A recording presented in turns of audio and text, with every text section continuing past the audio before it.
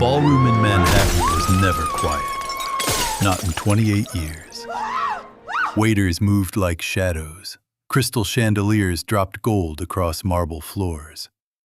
And the hum of 700 conversations floated beneath a live string quartet. Tonight was the city's most photographed charity gala, and every powerful person in America wanted to be inside this room. CEOs, investors, senators, old money and new money pretending to enjoy each other's company.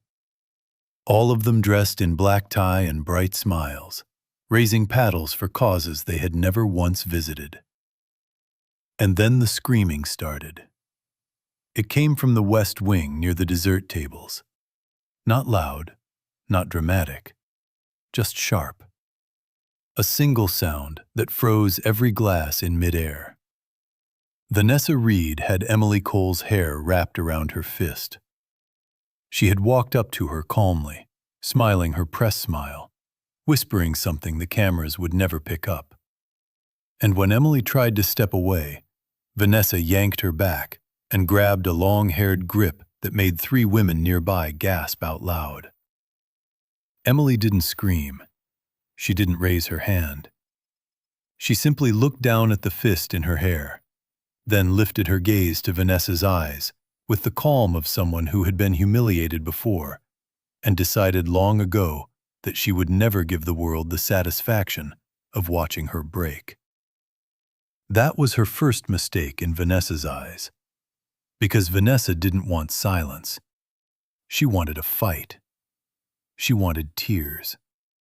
She wanted the same crumbling scene every tabloid had printed about quiet wives of powerful men for the past decade. She wanted a reaction the cameras could eat. So she did the next thing. Without a word, she lifted a freshly poured espresso off the silver tray, felt the steam rise against her own knuckles, and tipped the entire cup directly onto Emily's head. The ceramic exploded across the marble like a small grenade. Brown coffee streamed down Emily's white evening gown. It dripped from the ends of her hair, raced down the curve of her neck, and pooled silently at the toes of her Manolo heels. The string quartet stopped playing. The room stopped breathing. Someone in the balcony dropped a champagne flute. It shattered somewhere in the back, and nobody flinched. Everywhere people pulled out their phones. Near the west entrance, a young socialite raised her iPhone as if filming a Netflix scene she had been cast in. 2 finance bros near the ice sculpture laughed into their sleeves.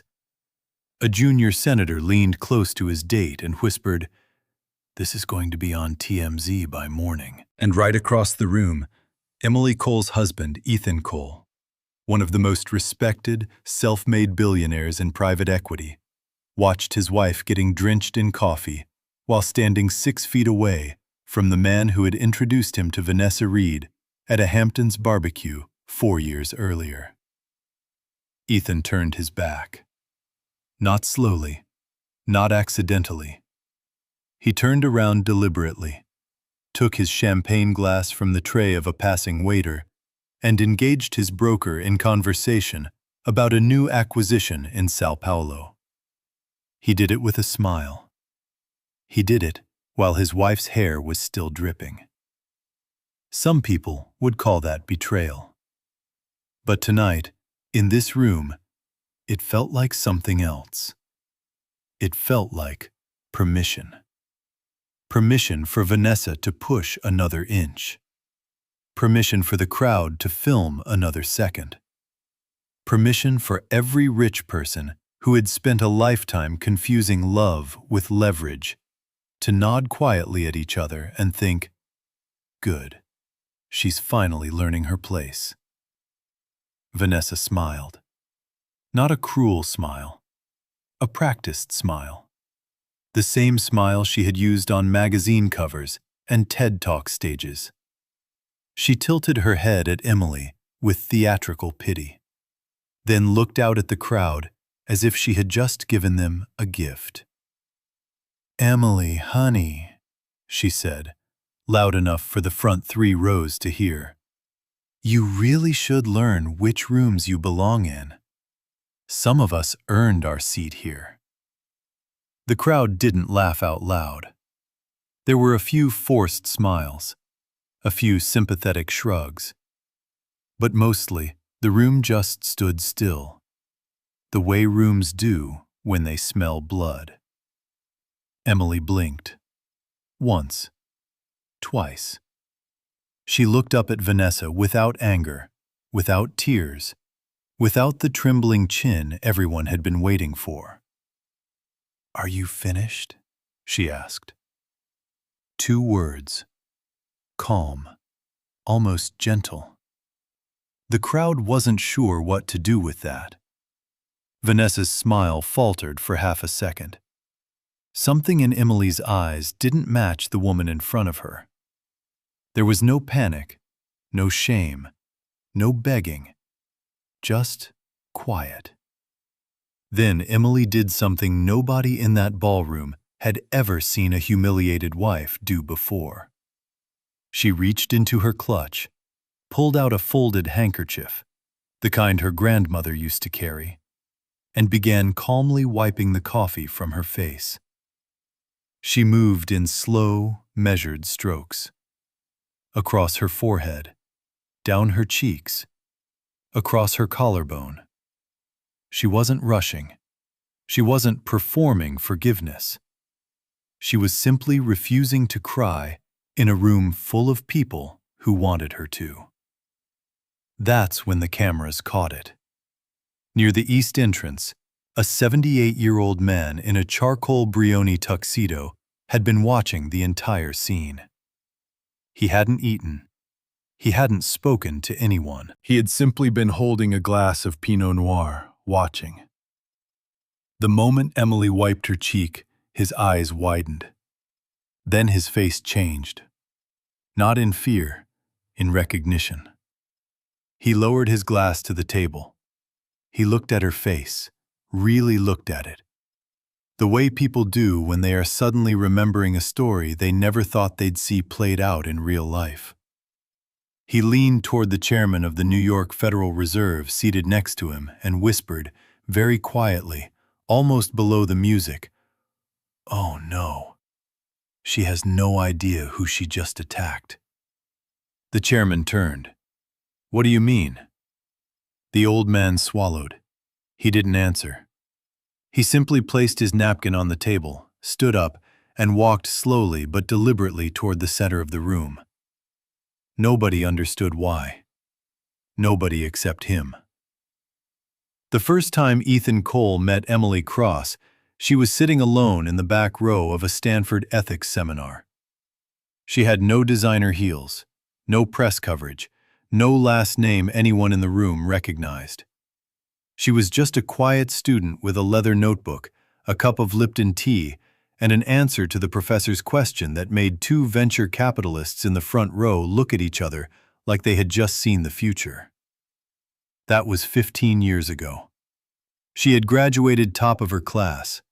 She had turned down 3 Wall Street offers. She had taken a small research job at a New York think tank that paid her $62,000 a year and gave her 1 window facing a parking lot. 3 years later, a $100 billion private estate quietly changed hands through a sealed inheritance. The only public mention was a single line in the Wall Street Journal's business briefs. The Cross family has transferred controlling interest in Cross Global Holdings to a private successor. No name, no photo, no press release. Emily didn't tell anyone. Not her closest friends, not her brother, not even Ethan.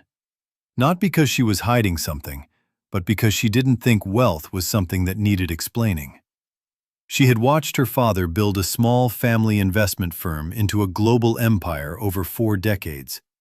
Then she had watched him walk away from the spotlight in his final years. He had once said to her, "Money is a tool, Emily. Tools only matter in the hands of someone who knows when not to use them." She had taken that literally. So when Ethan proposed to her on a quiet beach in Maine with a borrowed cabin and no press, she said yes without ever mentioning what was sitting in a trust account under her name. Not because she was ashamed of it, because she didn't believe love should be secured by a number. For 10 years she lived that way. She raised their daughter in a small brownstone in Brooklyn. She drove their daughter to school in a Toyota.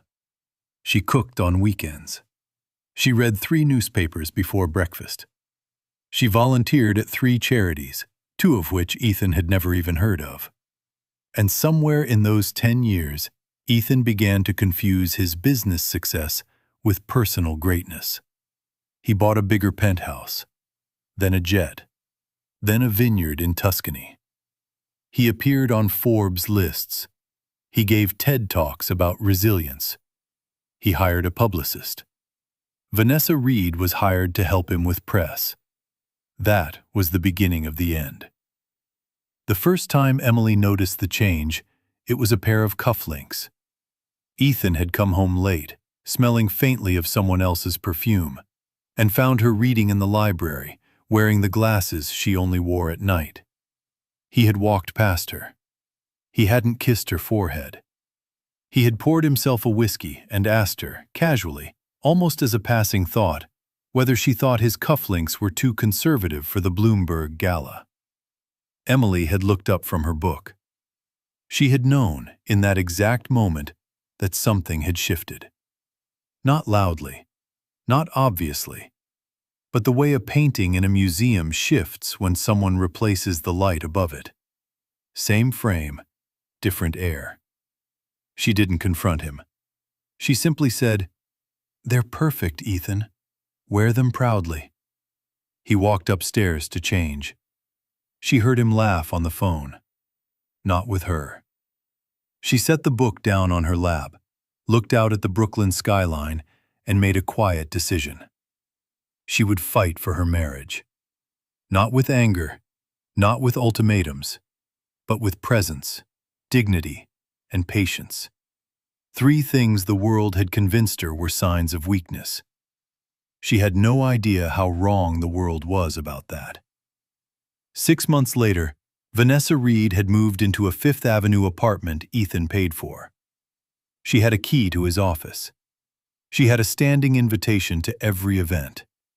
She had become the unofficial co-host of the Cole family's social calendar, and Emily had become the accessory.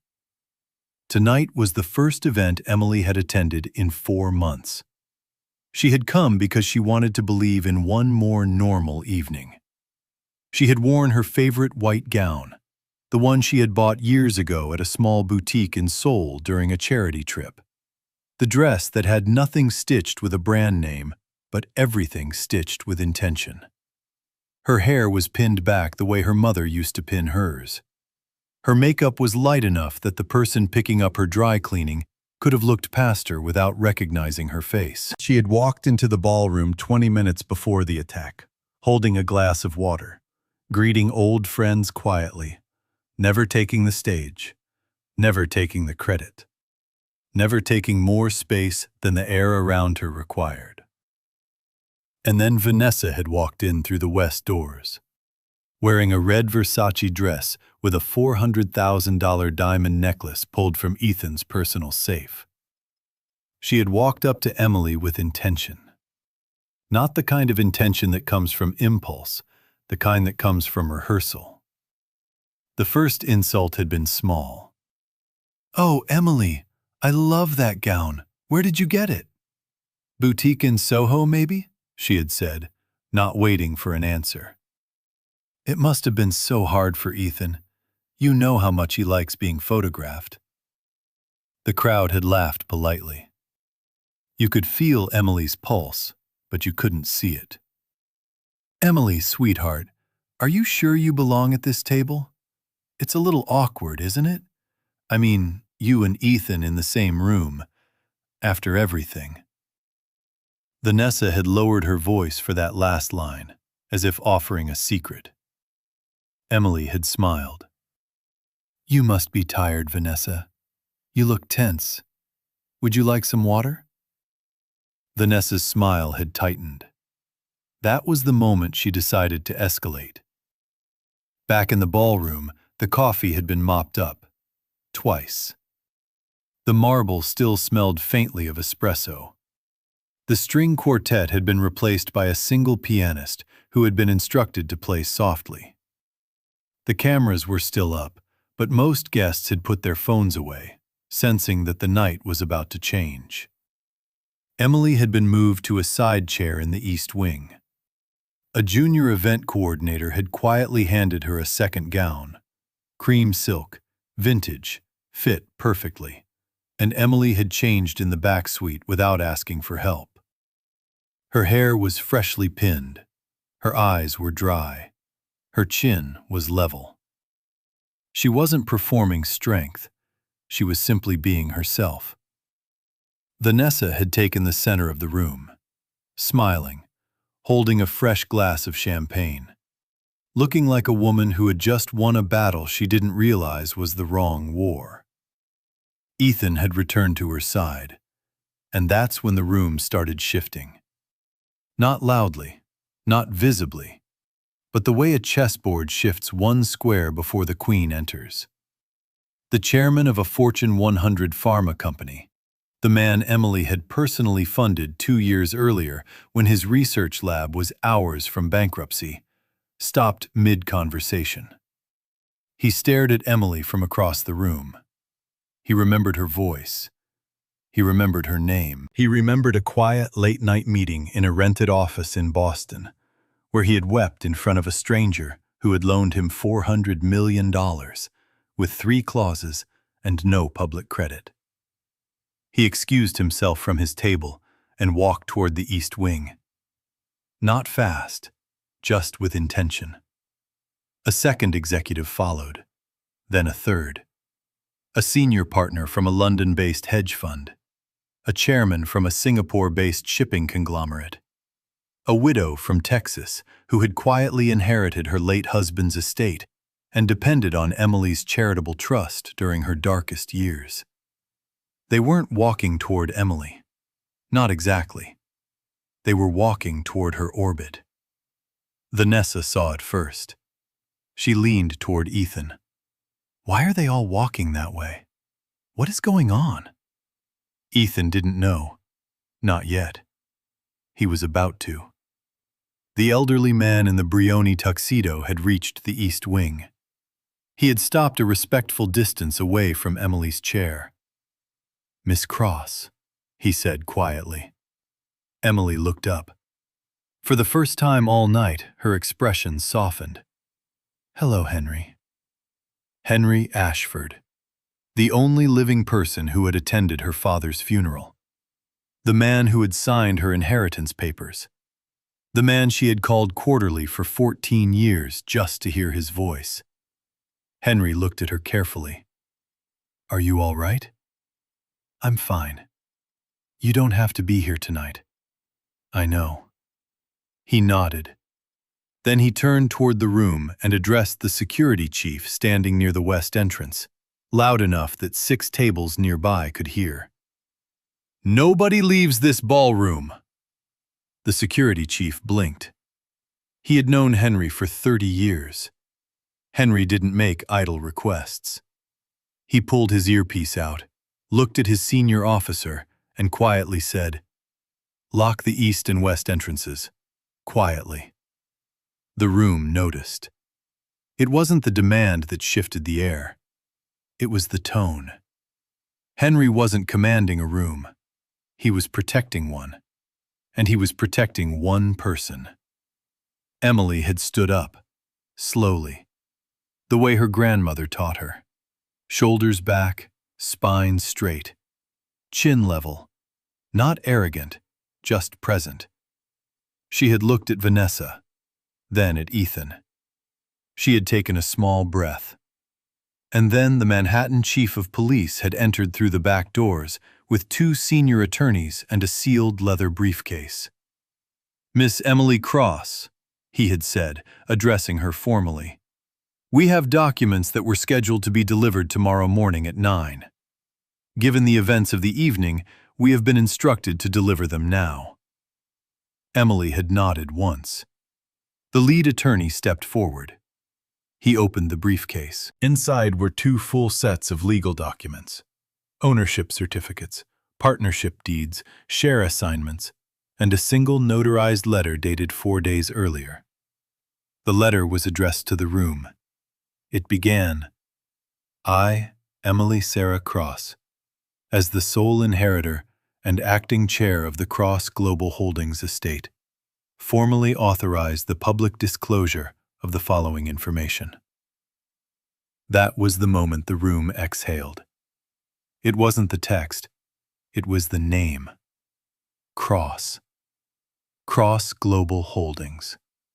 The $100 billion private investment empire that owned controlling stakes in 7 Fortune 500 companies, 26 hospitals, 16 research laboratories, 14 charitable foundations, and one of the largest scholarship funds in the developing world. The empire whose existence most Americans had never heard of because its founder had believed that wealth was a private responsibility, not a public performance. The empire that Emily's father had built quietly, that Emily had maintained quietly, that Emily had grown quietly. For 15 years. Without a press release, without a TED Talk, without an apology tour. Henry stepped into the silence. He looked toward the room, his voice carried without volume. "Ladies and gentlemen, what you are about to hear is not theater. It is not a public stunt. It is the formal disclosure of the most consequential inheritance of this generation. I ask that you receive it with the seriousness it deserves." The attorney continued reading. Emily stood quietly. Not at the center, not on a stage, not behind a podium. Just beside her chair, in the simple cream gown, with coffee still faintly visible under a few strands of her hair. The attorney finished. He closed the briefcase. He turned to the room and formally announced, "As of this moment, I am confirming publicly that Miss Emily Cross is the sole owner, sole inheritor, and sole decision-maker of Cross Global Holdings. Every contract, every investment, every strategic decision made within this organization over the last 15 years has passed through her desk. She is, respectfully, the most powerful woman in this room, and one of the most powerful people alive." The silence that followed was not shock. It was gravity. The chairman of the pharma company stood first, then the London hedge fund partner, then the Singapore shipping chairman, then the Texas widow, then the entire East Wing. One by one, tables emptying, guests standing, some of them with tears in their eyes. They weren't standing for a billionaire. They were standing for the woman who had quietly kept them alive. Vanessa had not moved. Her champagne glass had slipped from her hand 2 minutes earlier. Nobody had noticed it fall. It was still rolling gently near her heels. Nobody offered to pick it up. Her face had gone pale. Not theatrical pale, but the kind of pale that comes from realizing you have just made the single greatest mistake of your life in a room where every witness matters.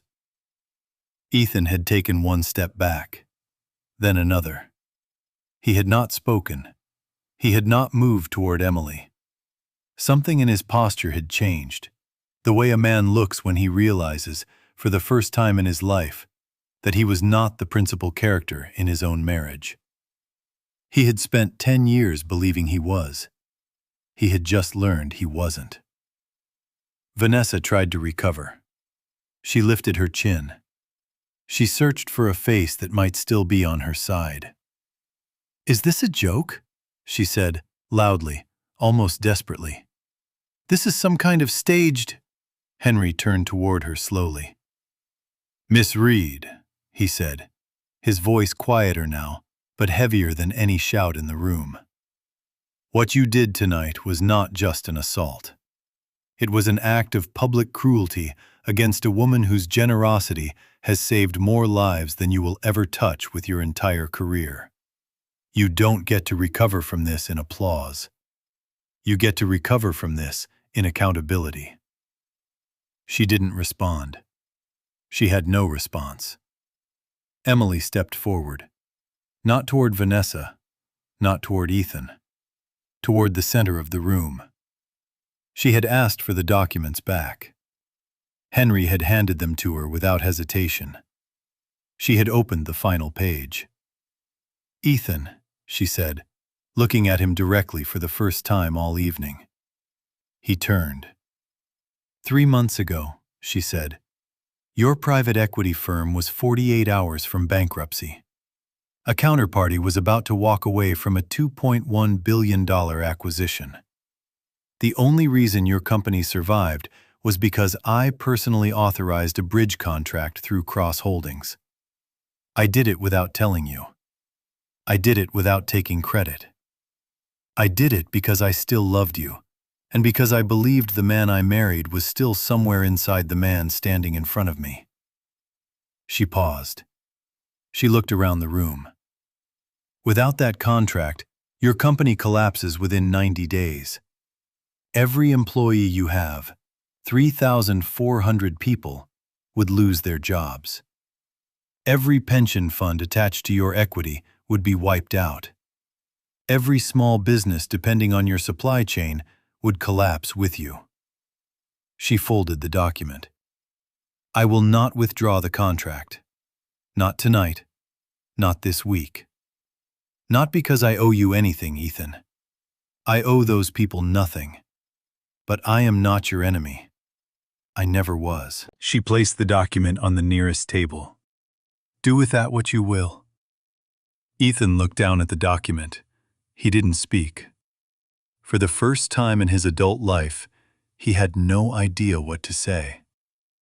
The room waited. Henry stepped forward once more. He looked at Emily. He nodded. Emily looked at Vanessa once more. She didn't speak. There was nothing left to say. A woman who had been attacked publicly had just shown her attacker something Vanessa would never recover from. Not revenge, not cruelty, just truth. Then Emily turned toward the exit, the east entrance. Every CEO in her path moved aside, not slowly, not reluctantly, not with hesitation. They moved the way people move when they realize they are in the presence of someone they had spent their entire careers misunderstanding. Nobody spoke. The pianist played softly. She walked. Slow steps, even steps. The steps of a woman who had decided, many years ago, that she would rather be quietly powerful than loudly approved. The door opened. She stepped through it. Behind her, Ethan stood still. He looked down at the coffee-stained marble where the espresso cup had shattered 20 minutes earlier. He looked at the silence Vanessa had left behind. He looked at the chair where his wife had been sitting. The chair no one had dared to move. He had built his empire on leverage. She had built hers on patience. He had spent his life confusing love with control.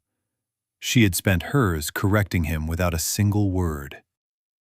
He had just realized, in the cruelest possible way, that he didn't lose a rich wife. He lost the only woman who had ever loved him for something other than the size of his bank account. He sat down slowly. He didn't speak. He didn't move. Outside, the Manhattan air was quiet. The black cars were waiting. The cameras had mostly dispersed. The photographers had already begun writing their headlines. The joke cycle had already started online. Emily stepped into the back seat of a plain black sedan. No driver she knew. No press statement. No branding. She looked out the window at the skyline she had been staring at since she was a child. She didn't smile. She didn't cry. She simply looked, and she whispered, to no one in particular, in a voice that could not have been heard in any court, in any press release, in any Forbes profile. I just wanted to be loved for who I was, not for what I was worth. The sedan pulled away. The ballroom lights dimmed behind her. Somewhere in that room, a man who once believed he owned the world was coming to terms with the quiet truth that love, real love, was never about owning anything at all. This story isn't about revenge. It's about the cost of confusing love with status. It's about the danger of mistaking silence for weakness. It's about the quiet, unbelievable power of a woman who never needed a microphone to change the room. Respect isn't earned by what you own. It's earned by what you protect, and what you refuse to destroy, even when the world gives you every reason to. If this story moved you, subscribe. The next one is darker, and the truth hits harder. Hit the bell. You're going to want to see it.